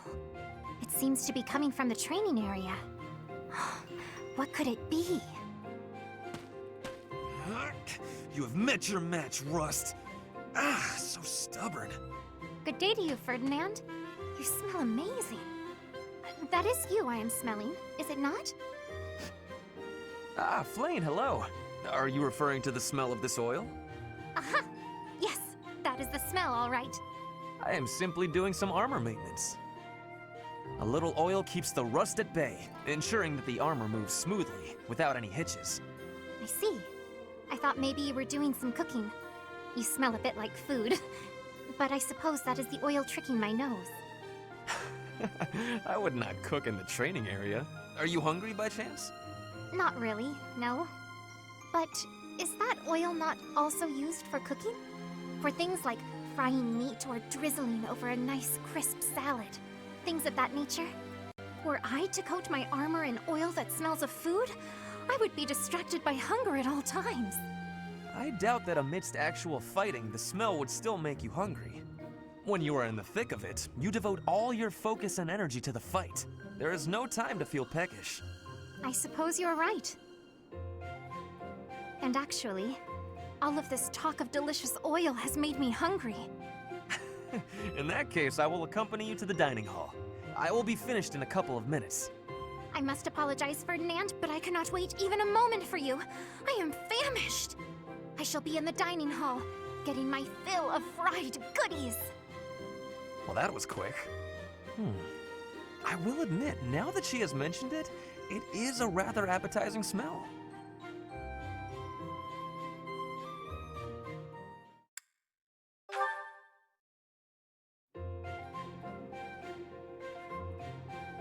Good day, Ferdinand. Working on your armor again? Good day to you too. That is right. I have been overusing it a bit lately. Now, allow me to wager a guess. Are you feeling hungry as usual? As usual? It is not as though I am always searching for a meal. I am rather interested in armor. Do you mind if I peer over your shoulder while you work? Of course not. Please, feel free to observe. Thank you for allowing me the pleasure. Oh, so many different types. Wow! Helmets, armor, gauntlets. The range of defensive items seems innumerable. This one seems different from the rest of them. It is akin to a gauntlet, except... Flayn, careful! Huh? Oh! Flayn, are you all right? Did you injure yourself? I am well. But what was that? That could have been serious. Please forgive me. I should have warned you first. This is a new type of gauntlet with a spring-loaded blade over the knuckles. The mechanism is rather easily triggered. How foolish of me not to warn you. No, I am the one who was overly curious and reached out without permission. My apologies. But, when you snatched me out of harm's way, you embraced me quite tightly. Yes. You were in danger and my instincts simply took hold. I hope you will forgive my rashness. No, it is not that at all. It is just... you hugged me so tight. Did it hurt? I am so sorry, Flayn. I did not mean to cause you any discomfort. Not at all. Not in the slightest. Anyway, I had better be on my way. Such a delicate creature. And that sweet demeanor. Snap out of it, Ferdinand.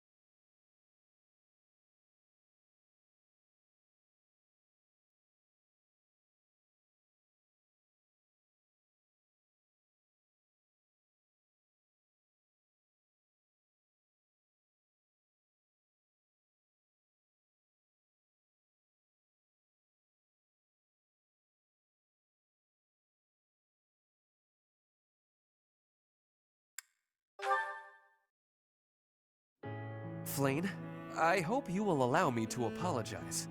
Why would you need to do that? Last time, when I was working on my armor, you could have been gravely injured. You have been avoiding me ever since, so I want to reiterate how very sorry I am. I'm not sure that's entirely the case. So you are not avoiding me? To be perfectly honest, I felt a bit embarrassed.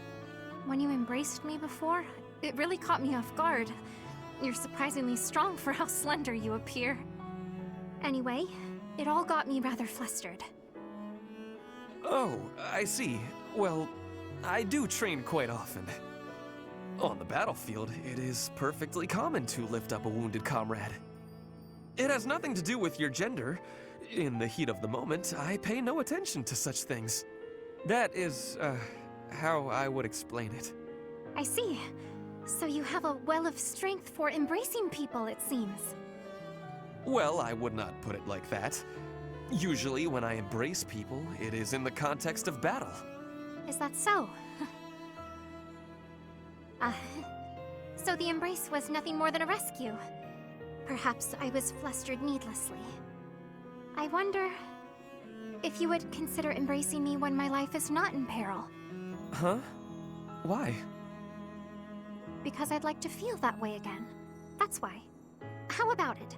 Or is your capacity for embracing limited exclusively to warfare? Oh, I see what is going on here. I had forgotten how charmingly ethereal you can be. Very well. As per your request, I shall embrace you again. I'm delighted. Does right now work for you? Why, of course. Easily done. Although, perhaps we shouldn't tell Seteth. Agreed. Better to let this be our little secret.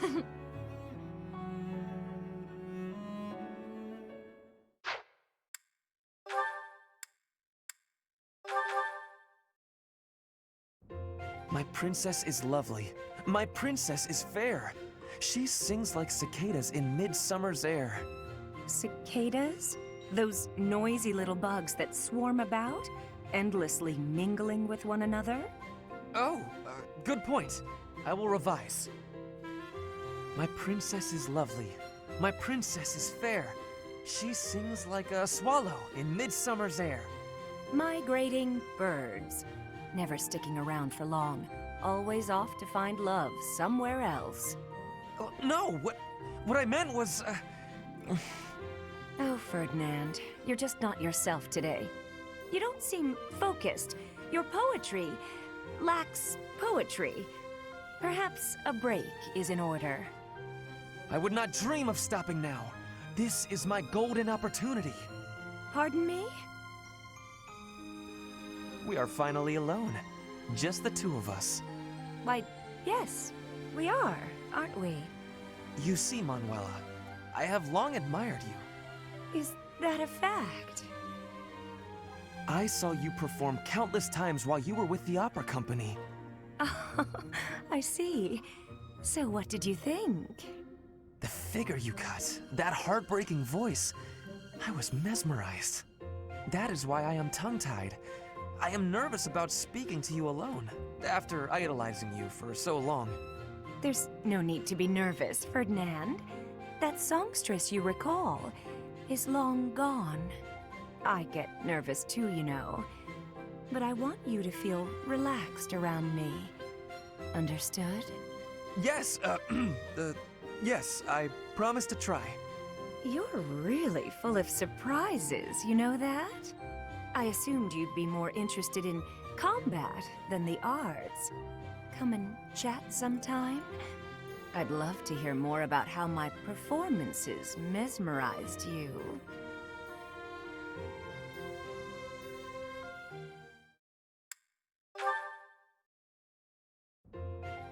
Let's see. Has to be here somewhere. Oh, my princess! Pray tell, are you seeking a book? Ferdinand, you should probably settle down a little with the princess talk. Just speak to me normally. My princess days are long gone. I could not disagree more.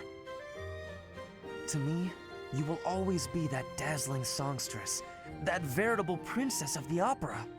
From ages 5 to 11, I never missed a single one of your performances. Seeing you on stage was like glimpsing heaven. I was overcome with bliss. You're going a little overboard, and I think I may have something in my eye. An elegant coalescence of beautiful song and frenetic swordplay. That was the most memorable aspect for me. On stage, weapon in hand, letting your ballads soar to the heavens. Honestly, the first time I held a sword, it was not to train. I was trying to do your sword dance. I inspired your love of weaponry? How flattering. Correct. It is all thanks to you. Oh, come now. Although I'm honored if my stage presence had any such influence on your life. The honor is all mine. You blessed me by returning to my life. No matter where I go, or who I end up marrying, my childhood memory of you is inscribed in the deepest depths of my heart. Is something the matter? Oh, nothing. I just feel a little empty inside now.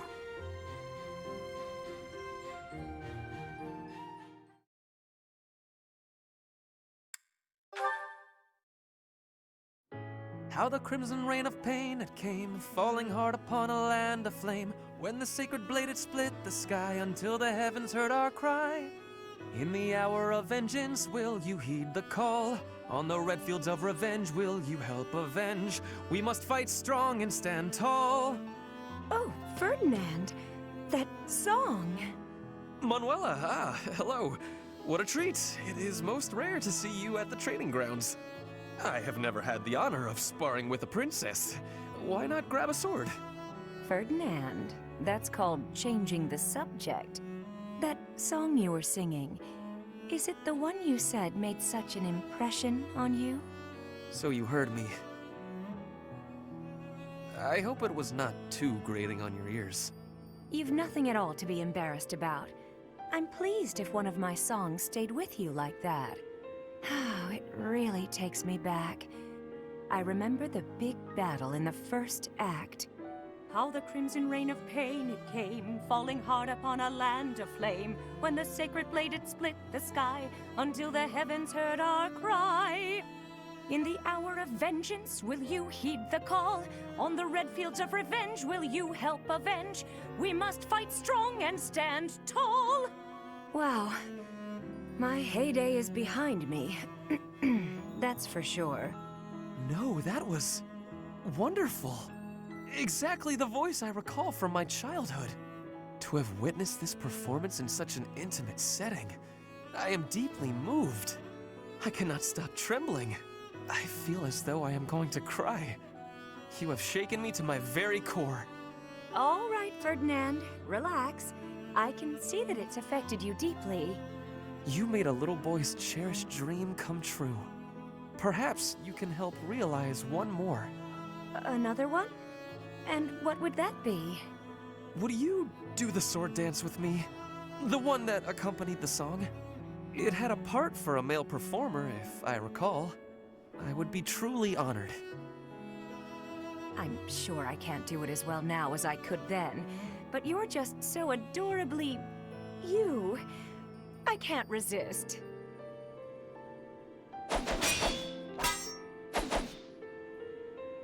Thank you so much. That has long been a dream of mine, and you made it a reality. I gotta say, Ferdinand, you're full of surprises. It was like dancing with a pro. Perfect timing, always in step. All thanks to you. You inspired me. Or perhaps it was you who inspired me.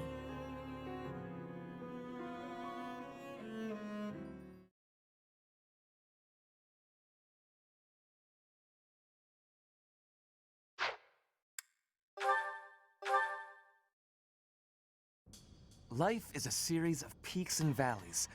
Our reunion is, to my mind, the highest of peaks. Spoken like one who's never known the lowest of valleys. To think, We were once a pair of blooms, flourishing side by side in the upper echelons of Enbar society. Despite our differing aspirations, I think together we could have taken the mantle of leading the Empire. Tread carefully, Ferdinand. Some part of me clung to hope that you might emerge from the wreckage. I am glad you have. I know that was a difficult time for you. Oh, so you surmised that the single most humiliating event of my life was difficult, did you? It is becoming clear to me that this conversation is a waste of my time. Oh, that was rather brusque. Well, pardon me if I seem unmannerly in the face of a reminder of all I have lost. My family, my home, my friends, my people, everything. I am all that remains. I did not intend to offend you, Constance. Then what did you intend? How like the noblest of nobles to be unaware of the suffering one causes. You can't grasp what it is to be a newly minted peasant, can you? That is simply not true. I care about you, and I was attempting to offer some words of comfort. Enough. I need more than words, more than you have offered to provide. Though I am without status now, my spirit is no less noble. It will not do for you to condescend to me in my houseless state. You have my sincerest apologies. That was a grave misstep. I did not mean to come across as condescending. I was merely being careless with my words. As you say, I have never experienced loss at such a staggering magnitude. I cannot imagine the pain you have endured. Indeed, you cannot. I advise against trying. The more you harp on it, the more irritated with you I become. Never shall a day pass that I don't work toward restoring my house and reclaiming my title. You, on the other hand, seem content to remind me that it is lost. Thank you, but I had not forgotten. Constance, please.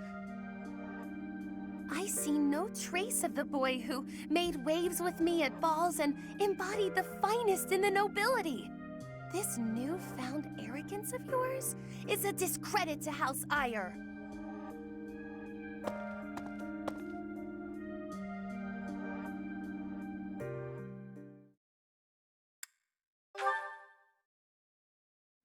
Hello, Constance. Greetings, Ferdinand. My condolences on your misfortune that our paths have crossed again. Oh, dear. I am not used to hearing you deprecate yourself like that. Never mind. Just listen. If it is an audience you require, I will endeavor to meet that need. When we last spoke, I was attempting to connect with you, to listen and show you some empathy. But I was so clumsy with my words that I came across as callous and conceited. I hurt you. I know. The notion that a noble of House Ire could display arrogance is difficult to credit. That you even deign to speak to me is a testament to your humility. As grateful as I am for the honor, it would be best for us both if I take my leave. No, please, hear me out. Though your words chafed, I see now that they were perceptive. I was being arrogant. I tend to overcompensate. Perhaps I make a fool of myself, bragging about my superiority to Edelgard. You do yourself a disservice. If you are a fool, then I am folly herself. But you must know that it is no reflection on your sterling quality, Ferdinand. Even in the face of such adversity, you never strayed from the correct path. If this was the right path, the wrong path hardly bears thinking about. Still, your kindness has eased my worries a bit. A wise noble once said that life is a series of peaks and valleys, but I have struggled to find the peaks. I was once pushed to the nadir of a valley, and have spent my days confined there ever since. There is little chance that I will ever return to the heights I once knew, but it will not be for lack of trying. Your persistence is admirable. You are too gracious. I see the highest of peaks on your own road. The way is steep, but not long. You will reach it yet. And if my words might reach the ears of a man who has attained such heights, perhaps one who has reached his summit might pull a climber up behind him? Such is my heart's desire, unspeakable though it may be.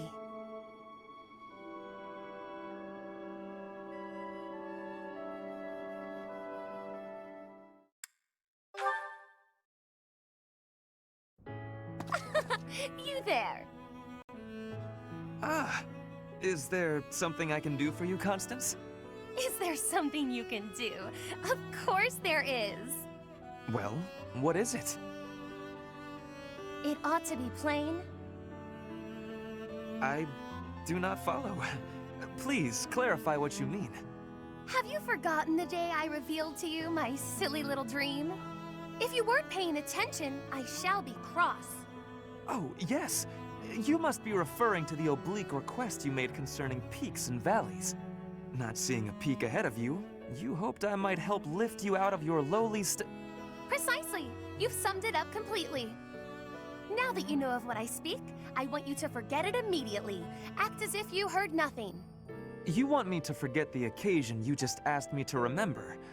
I see. Before I discard this memory entirely, might I be so bold as to ask why? Is it not obvious? I don't want my weakness bandied about. I vowed to restore House Nouvelle through my own grand achievement. Just as I would not abandon this dream, I would not accept it being handed to me. Though if I am to be quite honest, the real reason is that letting you in on this vulnerability was an indiscretion I won't repeat. I see. What a curious situation. I don't take your meaning. The hand of fate stripped everything from me, leaving me vulnerable and exposed. To borrow your words, I was in a valley, and a thick shroud of fog obscured the peak before me. Now, the cloud has lifted a bit, and I can see a glimpse of what lies ahead. And what, dare I ask, do you see? There is a towering cliff for you to scale, and a long, rocky path lying ahead of me. Rather than ascending separately, we can join hands and face these obstacles together. Then, we can reach the heights of our forebears, or, dare I say, even higher. Even higher, you say? Now you remind me once more of the boy I knew. I have but one concern. And what might that be? That I shall outpace your laggardly efforts. Huh? I was being sincere, you know.